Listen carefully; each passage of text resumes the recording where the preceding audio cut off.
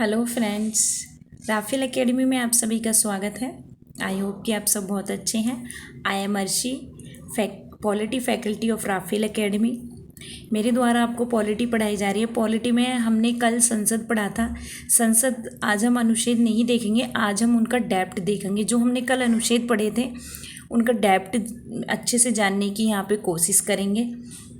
ठीक है, जितना हो सकता है संसद सदस्यों के बारे में आज हम जो देखेंगे। यहाँ पे सारे सब कुछ जो देखने वाले हैं वो संसद सदस्यों के बारे में ही देखने वाले हैं। कल हमने उनकी योग्यताओं के बारे में बात करी थी। ठीक है, अहर्ताएँ जिन्हें हम बोलते हैं, लेकिन आज हम उनके अयोग्यों ने कैसे घोषित किया जा सकता है, कैसे वो अयोग्य हो सकते हैं, निरर्हताओं के बारे में जानेंगे और सभी को यहाँ पर अच्छे से समझने का प्रयास करेंगे। चलिए शुरू करते हैं अपना पॉलिटी का। हम अपना जो पहला पॉइंट है यहाँ पर वो है कि संविधान के अनुसार कोई व्यक्ति संसद सदस्य नहीं बन सकता। ठीक है, कैसे नहीं बन सकता है संसद सदस्य, वो यहाँ पर अच्छे से जानने की कोशिश करेंगे। तो कैसे नहीं बनेगा, तो ये है कि यदि वे भारत सरकार या किसी राज्य के सरकार के अधीन कोई लाभ का पद धारण करता है। ठीक है, अगर वो किसी लाभ के पद पर धारण है तो क्या होगा, वो संसद सदस्य नहीं बन सकता है। उसके लिए उसे क्या करना होगा, या तो जो पहला पद है उसका लाभ का उसे छोड़ना होगा, फिर उसके बाद में वो अपना पद धारण कर सकता है। और क्या होगा, और क्या है कि संसद द्वारा तय कोई पद या मंत्री पद को छोड़कर, जो संसद के द्वारा जो उन्होंने अपने पद तय कर रखा है या मंत्री पद को छोड़कर किसी में भी धारण कर रहा है, अगर वो उससे अलग किसी अन्य लाभ के पद पर है तो वो संसद सदस्य नहीं बन सकता है। और दूसरा क्या है कि यदि वह विकृत चित्त है और न्यायालय की ऐसी घोषणा की है। ठीक है, विकृत चित्र यानी कि वो ही होगा, मतलब जैसे कि मेंटली तौर पर, तो उन चीज़ों को लेकर न्यायालय ने ऐसी घोषणा कर रखी है तो वो भी संसद सदस्य नहीं बन सकता है। ठीक है, नेक्स्ट देखते हैं। नेक्स्ट क्या है, और बोला गया है यदि वह घोषित दिवालिया है। ठीक है, और वो उसे क्या कर रखा है, घोषित दिवालिया कर रखा है। और दूसरा क्या है, यदि वह भारत का नागरिक नहीं है या उसने किसी विदेशी राज्य की नागरिकता स्वेच्छा से अर्जित कर ली है, तो तब भी क्या होगा, तब भी वो संसद सदस्य नहीं बन सकता है। तो ये पॉइंट क्या है, आपको ध्यान से देखने हैं, क्योंकि क्या होता है कि हमें कंफ्यूज करने के लिए एग्जामिनर क्या करता है कि वो ऐसी चीज़ें डाल देता है कि कैसे आप संसद सदस्यता अपनी ग्रहण कर सकते हो या फिर त्याग सकते हैं, या फिर आपकी संसद सदस्य नहीं रहती है। तो ये सब पॉइंट हमको अच्छे से देख लेने हैं। या उसने किसी विदेशी राज्य की नागरिकता स्वेच्छा से अर्जित कर ली, या किसी विदेशी राज्य के प्रति निष्ठा को अभी स्वीकार किए हुए हैं, तब भी वो संसद सदस्य नहीं माना जाएगा। देखते हैं नेक्स्ट, यदि वह संसद द्वारा बनाए गए किसी विधि द्वारा निर्हित कर दिया जाता है तो तब भी क्या होगा, वो संसद सदस्य नहीं माना जाएगा। अब ये तो वो तो हो गया संसद का। अब देखते हैं संसद ने जन प्रतिनिधित्व अधिनियम 1951 में भी अपनी कुछ निरर्हताएं निर्धारित कर रखी हैं। तो कौन सी निरर्हताएं हैं उन्हें देखते हैं ध्यान से। तो वह चुनावी अपराध या चुनाव के भ्रष्ट आचरण के तहत दोषी करार दिया गया हो उसे। ठीक है, तहत दोषी करार ना दिया गया हो। वैसे तो उसने अपराध किया हुआ है, लेकिन क्या है कि फिर भी उसे मतलब दोषी करार ना दिया गया हो, लेकिन उसे क्या है, जनप्रतिनिधि अधिनियम के तहत निरर्हताएं निर्धारित कर दी गई थी, तो उनमें उसे अयोग्य ही माना जाएगा। अब नेक्स्ट देखते हैं, उसे किसी अपराध में 2 वर्ष से अधिक की सजा ना हुई हो, परंतु प्रतिबंधात्मक निषेध विधि के अंतर्गत किसी व्यक्ति का बंदीकरण निरर्हता नहीं है। ठीक है, नेक्स्ट देखते हैं, वह निर्धारित समय के अंदर चुनावी खर्च का ब्यौरा देने में असफल ना रहा हो, उसे सरकारी ठेका काम या सेवाओं में कोई दिलचस्पी ना हो। तो इन सब चीज़ों को क्या, कहाँ पर, जनप्रतिनिधित्व अधिनियम के अंतर्गत निरर्हताएं निर्धारित कर रखी हैं। अब देखते हैं नेक्स्ट, वह निगम में लाभ के पद या निदेशक या प्रबंध निदेशक के पद पर ना हो जिसमें सरकार का 25% हिस्सा हो। ठीक है, तो कोई ऐसे पद पर ना हो वो जिसमें क्या है, जिसमें सरकार का 25% हिस्सा हो। उसे भ्रष्टाचार या निष्ठाहीन होने के कारण सरकारी सेवाओं से बर्खास्त ना किया गया हो। उसे विभिन्न समूहों में शत्रुता बढ़ाने या रिश्वतखोरी के लिए दंडित ना किया गया हो। उसने क्या किया है, और उसे इनमें छुआछूत, दहेज व सती जैसी सामाजिक अपराधों का प्रसार और संलिप्त ना पाया गया हो। ठीक है, तो ये कुछ निर्भरताएं थी। ऐसी चीज़ें क्या है, किसी भी संसद सदस्य जो संसद सदस्यता लेता है उसके लिए ये सब चीज़ें क्या है कि उसे ये अयोग्य ठहरा सकती हैं। ठीक है, वो क्या होगा, संसद सदस्य के लिए योग्य नहीं माना जाएगा।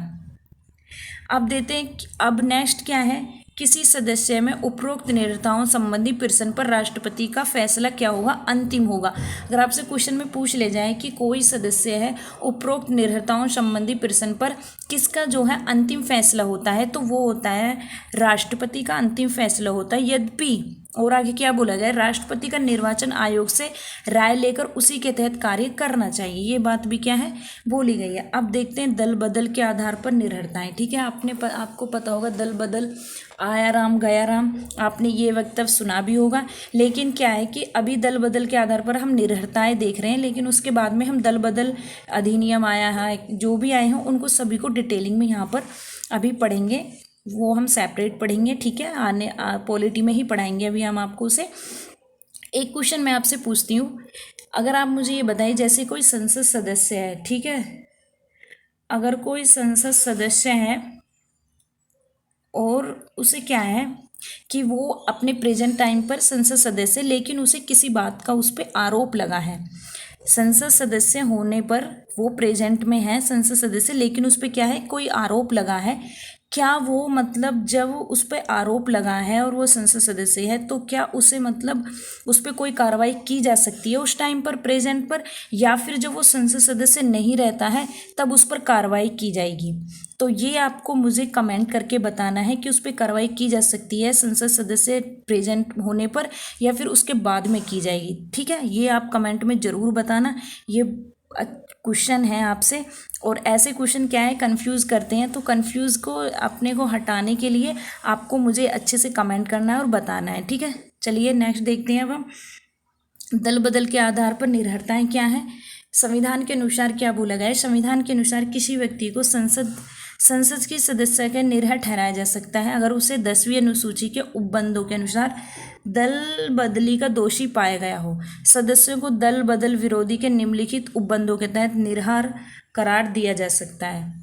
ठीक है, अभी आपने देखा होगा बिहार में जो हुआ है, तो क्या होता है कि अभी हम इस वाली हमने ज्वाइन किया होता, आप कोई सी भी मतलब विरोधी के आधार पर, मतलब आपने अभी ये ज्वाइन किया है फिर आपने दूसरी जाके ज्वाइन कर लिया, तो ये सब चीज़ों को लेकर ही दल बदल के आधार पर निर्भरताएं थी, तो उन्हें हमने देख लिया। अब नेक्स्ट देखते हैं अपना, अगर वह है, और दूसरा क्या बोला गया है, अगर वह चाहे तो, ठीक है, अगर वह स्वेच्छा से उसे राजनीतिक दल का त्याग करता है जिस दल के टिकट पर उसे चुना गया हो, अगर वह अपने राजनीतिक दल द्वारा निर्देशों के विरुद्ध सदन में मतदान करता है या नहीं करता है। ठीक है, अगर निर्दलीय चुना गया सदस्य किसी राजनीतिक दल में शामिल हो जाता है, अगर कोई नामित सदस्य, ठीक है, जो नामित या नाम निर्देशित सदस्य 6 महीने के बाद किसी राजनीतिक दल में शामिल होता है, तो ये सारी बातें बोली गई हैं। अब देखते हैं क्या 10वीं अनुसूची में, ठीक है, ये हमने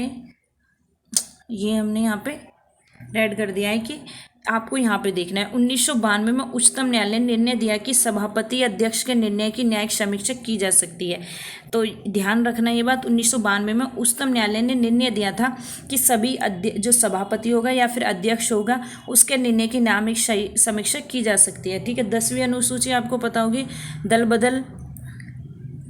दल बदल के लिए है। निर्भरता के सवालों का निपटारा राज्यसभा में सभापति व लोकसभा में अध्यक्ष करता है, न कि भारत के राष्ट्रपति। ये आपको ध्यान से देखना है।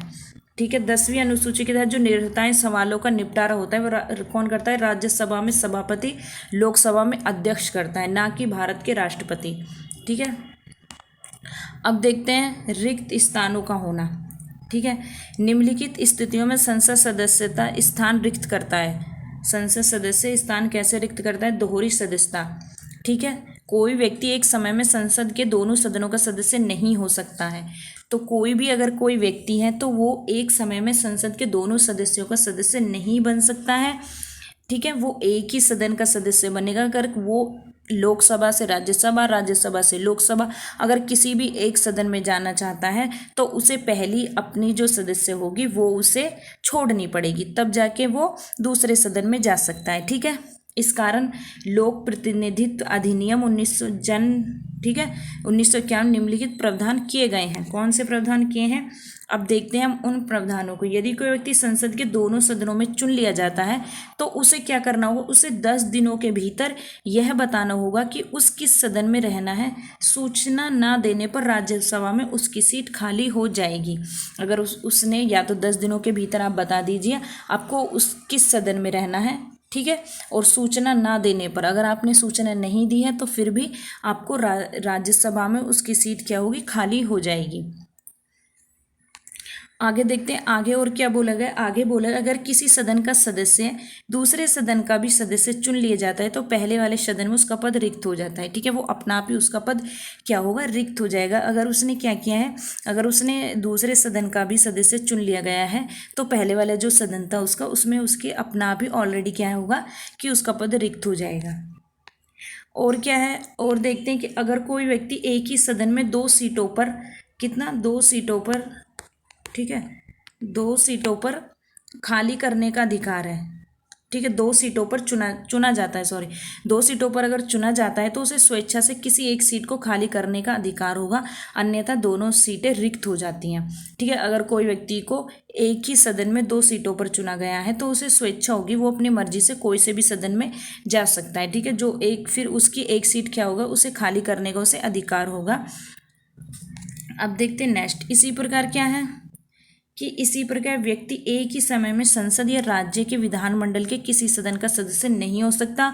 अगर कोई व्यक्ति निर्वाचित होता है तो उसे 14 दिन, ठीक है, 14 दिन के अंदर क्या करना पड़ेगा? उसे वो 14 दिन के अंदर राज्य के विधानमंडल की सीट को खाली करना होगा, ठीक है।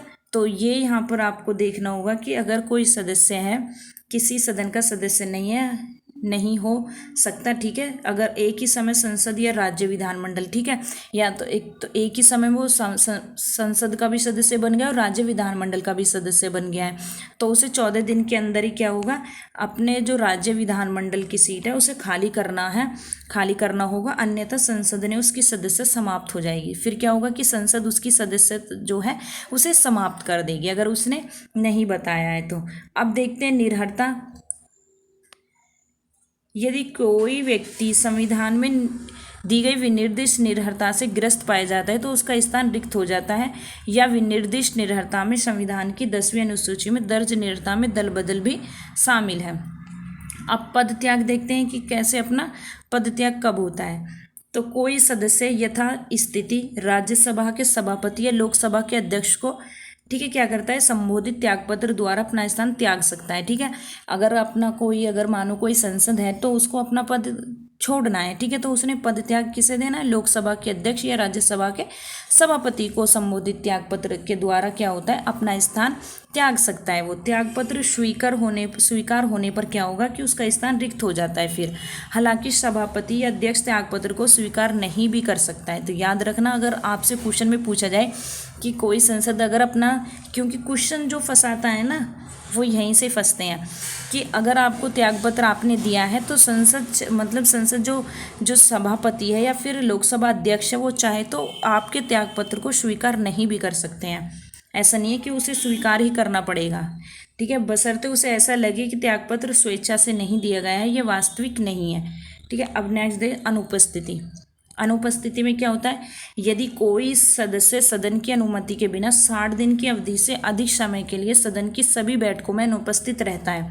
याद रखना, अगर कोई व्यक्ति है, ठीक है, सदन की सदस्य अनुमति के बिना कितना 60 दिन की अवधि के अगर उसने नहीं बताया है सदन की सभी बैठकों में वो नहीं आ रहा है, नहीं रहता है, तो सदन उसका पद रिक्त घोषित कर सकता है कि, तो याद रखना ये बात, कितना 60 दिन बताई गई है, ठीक है। 60 दिन तक नहीं आता है, नहीं पता रहता है कुछ भी, तो सदन क्या करेगा? उसकी पद को रिक्त घोषित कर सकता है 60 दिनों की अवधि की गणना में। सदन के स्थगन या सत्रावसान की लगातार 4 दिनों से अधिक अवधि को शामिल नहीं किया जाएगा, ठीक है। जो क्या होगा 60 दिन में जो है कि किसकी, जो सदन के स्थगन होंगे, ठीक है, जो स्थगन होगा, स्थगन क्या है, सत्रावसान क्या है, ये लगा, ठीक है। तो इन सबको ये जो आपकी ये जो शब्दावलियाँ हैं हम इनको अच्छे से पढ़ाएंगे। लगातार 4 दिनों से अधिक अवधि को शामिल नहीं किया जाता है, ठीक है, इसमें शामिल नहीं किया जाएगा 60 दिनों के अंदर। अब नेक्स्ट देखते हैं अन्य स्थितियाँ और क्या हो सकती हैं।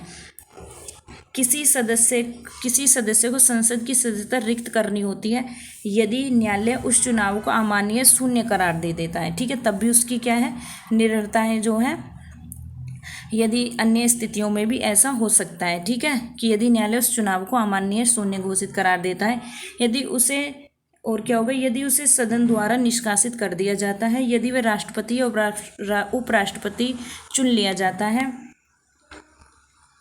और क्या है, यदि उसे किसी राज्य का राज्यपाल बनाया जाता है, और क्या बोला गया, अगर कोई, ठीक है, और क्या है, अगर कोई निरह व्यक्ति संसद में निर्वाचित होता है तो संविधान की किसी प्रक्रिया द्वारा उसके चुनाव को शून्य या अमान्य नहीं करार दिया जा सकता। ऐसे मुद्दों को लोक प्रतिनिधित्व अधिनियम द्वारा 1951 द्वारा सुलझाया जाता है। इसके अंतर्गत उच्च न्यायालय चुनाव को अमान्य या शून्य ठहरा सकता है।